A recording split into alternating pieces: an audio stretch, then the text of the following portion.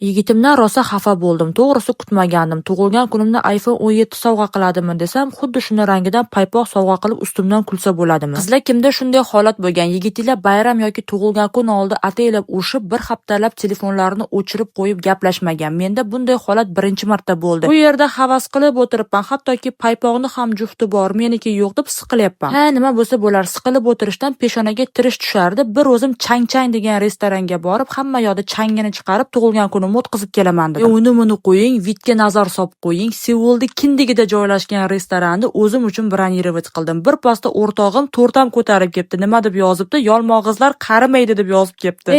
Bu yerda yurakchaga hech narsa sig'mayapti. Nima balo, pamitchasi to'ldimi ekan desam, bir payt qarasam, tirjayib pochchaylar kirib kelsa bo'ladimi? Ha, keldingiz, menga nima olib keldingiz deb bir payt qarasam, shunaqa paypoq ko'tarib kelsalar bo'ladimi? Zo'rg'a turdim, ishqib o'zimni tashlab yormasam. Keyin cho'ntaklaridan chiqarib shu narsani berdilar. Ha, mana bu boshqa gap deb originalmi yo'qmi Svetga ham tekshirib oldim. Keyin qarasam, ukam Tyson ko'tarib kelibdi. Dyson, endi bemalol stolga o'tirishinglar mumkin deb hammani stolga taklif qildim. Bunaqa baland restoranda mol qo'y go'shti yo'q ekan, ularni haydab chiqish qiyin ekan. Tak что qisqichbaqa yeyish kerak ekan. Xullas bu yerda haligi bloger shoh etadi. Ko'rmaganda ko'rgani qursinchi qilamiz. Telefonda setkasini, paketini olamiz.